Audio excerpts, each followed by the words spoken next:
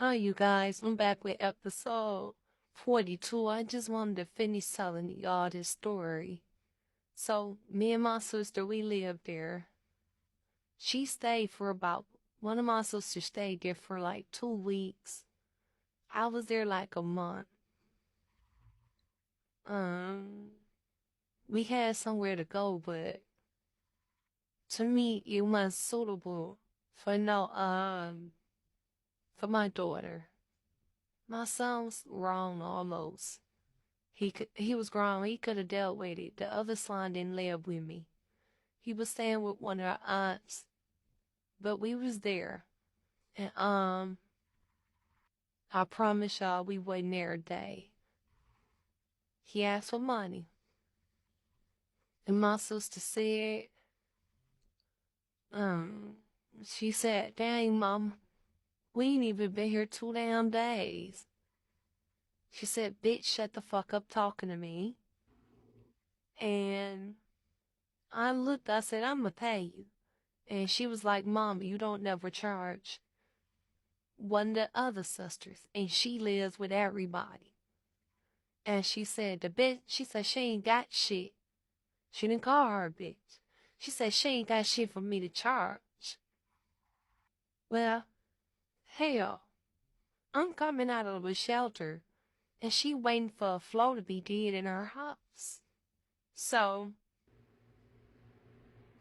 I told my son, I said, son, your grandma have a way of talking and putting everything on you. So, I was cooking and cleaning up the kitchen every day. My sister was making sure the kids cleaned up her own house. You know how many times me and that sister, this sister I'm telling y'all about, she done came over and we done took two of our kids, and she done took about 3 or 4 hours. And we have our kids taking out the garbage, washing the dishes. I mean, the dishes stop. I mean, just sitting in there for days. I have to boil the water or boil some of the dishes. So the hot water and the bleach, it just was disgusting. And the baby, I'm gonna call her the baby sister. She always lived with her. She didn't live with me every house I done lived in and suffered too. And I'm gonna tell y'all why. She don't, I just can't deal with them. So, my sister was like, sis, don't cook nothing for me and my kids today. I was like, okay. So we live in Michigan. We basically from the east side of Detroit. We never live west. I lived west one time. And I'm being honest, y'all, I don't like it. I don't like it over there. Maybe it was the part of the west side I was living on. So, um, he calls my sister father up. We have different fathers. She calls him up. She asks her. She purposely get the address from the man, and like a fool, he gave her the address. And she told my son and my daughter to come on, which my daughter was a minor. I said, she said, you going with me? I said, if she would have wanted me to know where she was staying at, she would have told me. She said, well, um, somebody gotta go with me 'cause I can't pump my gas. So I think both of them wind up going. And I guess she found the street. But she wasn't like close to the house, so she just started blowing. And she do this certain blow, it's called dun dun dun dun dun dun dun dun dun dun. We all do that so we know that's a family member or somebody we know that's blowing outside. But don't keep blowing the horn, and don't keep blowing the horn. And uh yeah, guys. So my mom, somehow he gave up the address. She took my 2 kids over there. She was just blowing in the middle of the street, and they came out. I mean, I know my sister could have shitted bricks. You move it, you don't want nobody to know where you living at. But soon as you move, they get where you live. They know where you live at already. I mean, it's just crazy. And made my baby, made my baby, put her address in my daughter's phone, and I didn't want my kids involved in that. Because I felt like if she wanted us to know where she lived, that she would have told me. It's no harm and no foul on me because you don't want me. Nobody know where I live at. You know where you live at because I don't want nobody knowing where the hell I live at. I don't want none of them knowing. My family done used me, took advantage of me, and y'all, this is therapy for me to tell it. This is honest to die. And I told it to my husband, and I know my husband get tired of it.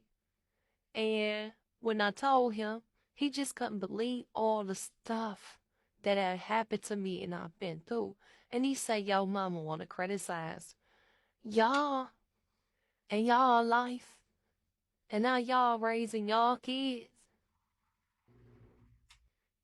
I mean, he just could not believe it. And sometimes y'all, I don't want to talk about, I love them. I love my family. But my mama was running my life till I was 38 years. Oh, my money, everything. My mama done borrowed my whole income taxes from me and everything. She got us this job, right? And everybody was in the job. But the job billed with cash. Yeah, I took $20, $30 for gas sometimes, yeah. But she was so concerned about me. It was ridiculous. Then I bought this van, y'all. I came into some money then. I done came into some money, big money, like 3 times. I came into some money then. And my husband, he's a mechanic. He look for cars on Craigslist. He'll tell you what lasts, what won't last. He'll tell you in a minute. A GMC is a good car to get. So I got this van.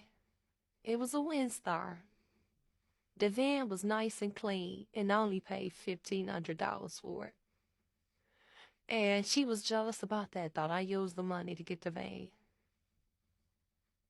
But I wasn't robbing her blind. Let me tell you what she did.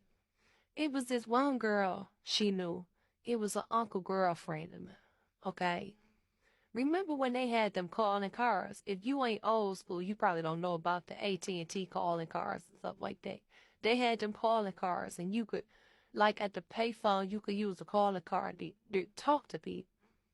So the girl stole a calling card from her, was calling my uncle at the phone booth with it, and she did something else backside it. And my mama was running the place, like leasing it. Don't you know she hired that girl? And so when bass season come in, white bass, oh my God, they make so much money in that store. It's so much money to be made. And it wasn't like no cameras or nothing in there. It was just, you dealing with cash. You writing down or just really ringing up, not even ringing up people. It wasn't even a register. They got one after a while, but the girl worked for 3 good weeks. And when it got slow, it gets slow around Father's Day. The last good day they have for like bait and tackle is Father's Day. Man, after Father's Day, that girl quit. And then she turned around and bought her a house. Didn't say nothing to her. That's the one that robbed you fucking blind. It wasn't me or your son. She don't like me and the 4 oldest kids. And we don't ask her for nothing. We don't beg her for nothing. We take care of her. But hey, I'm not finna take care of you and no other 3 or 4 kids you got at your house. And feed them and bring you money for them and to smoke cigarettes. Hell, I don't even smoke. I don't even bake for my husband's cigarettes or my son's. Now, if they ain't got no money.